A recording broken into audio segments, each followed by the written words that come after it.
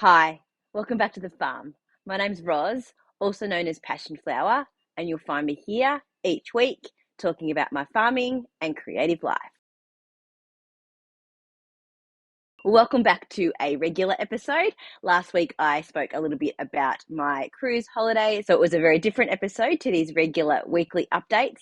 So this one will just be a normal episode again. So we've had lots of rain this week, more than the previous week, but not in the massive heavy downpour that we had the week before. Instead, it was almost 2 full days and nights of constant rain. So we had the creek flood again, but Adam had prepared and had moved all of the low-lying hay bales up out of the way, so that was good. And our little bridge down here has survived. It didn't get washed away this time, and it's just had some of the stuff from underneath kind of erode out a little bit, so we should be able to pack some stuff back into that and it should be fine again. I don't know if you heard that noise. I'm not sure how much the microphone is picking it up, but the air guns have begun over at the vineyard across the road, and they are really loud because they're right by the road. So if you hear a strange noise, like a banging noise, or if all of a sudden I'm jumping out of my skin, it's because one of them has gone off really close and is just gives you a bit of a shock every single time. The grass and the weeds were getting up high here by the shed in the shed garden space, so we opened that up and the sheep have been in there this past week. They have been eating down all of the dock and the other weeds in there before they went to seed, which I've done a really great job of. They really do enjoy those broadleaf weeds to eat. It has dried out really quickly already since we put them back in there. You can see that the colour of the grass is starting to turn. They do still have quite a bit of longish grass and it's green, but I'm not sure how long it will last now that who knows, but I think we are now over that wet and it's just going to end up being hot and dry. So I just refilled their bath outside there for their water, and I will be feeding them hay shortly because they are going to have that additional supplement of hay because the grass just won't last. I have ordered a round bale feeder to put the big bales in to get them to eat that more slowly and to keep their poo and everything out of it. It's just come in at the rural centre near here, so I need to arrange for it to be delivered so we can set it up in their paddock and then we can start feeding them the big round bales. I've started dyeing for the year, but I've made a reasonably slow start. I just started with 4 colourways. I'd had a custom order for Pine Lime Splice, so I've dyed up some of that. And then I decided that I would restock the My Country series of colours.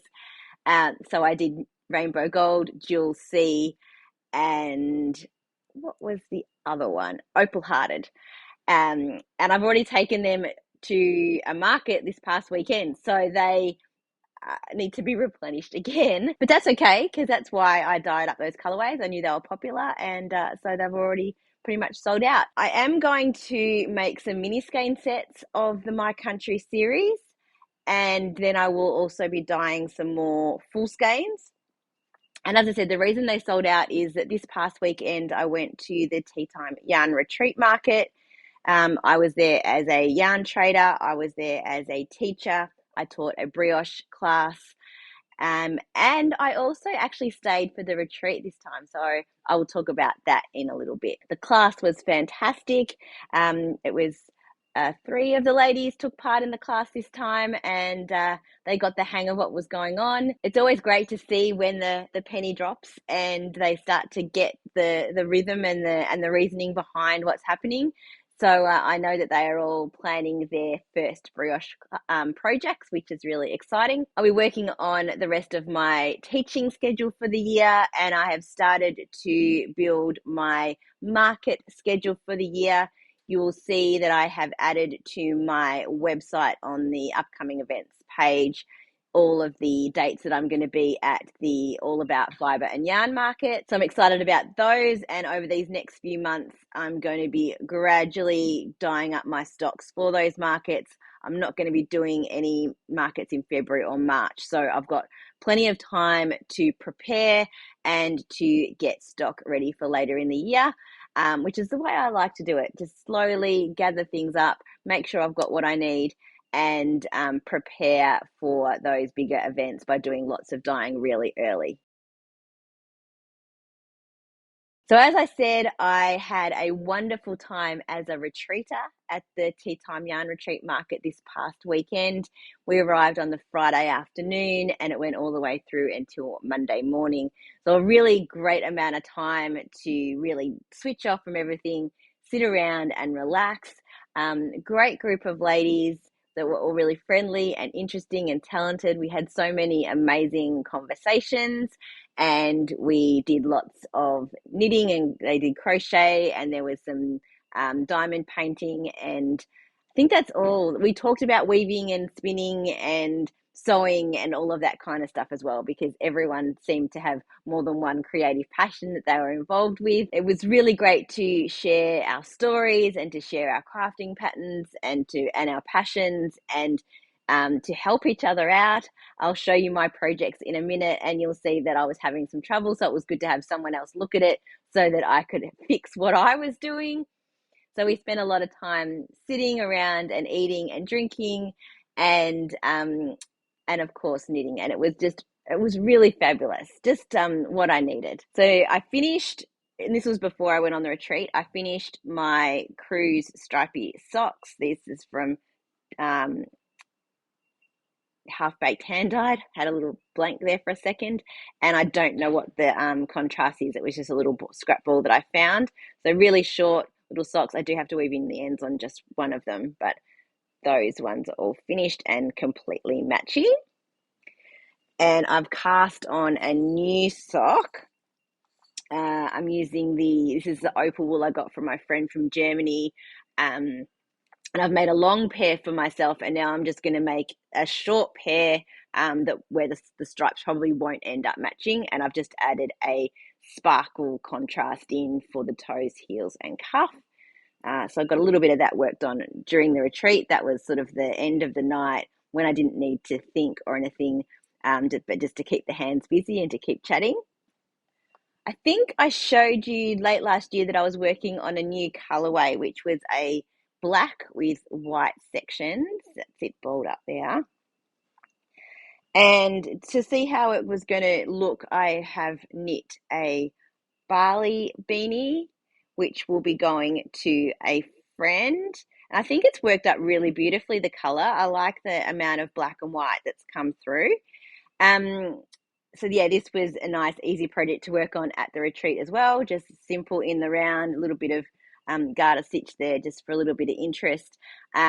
And when you finish a project at this retreat, you get to ring the bell and everyone gets to look at what you've done. So I was very keen to make sure I got to ring the bell once. So this was my retreat finished project.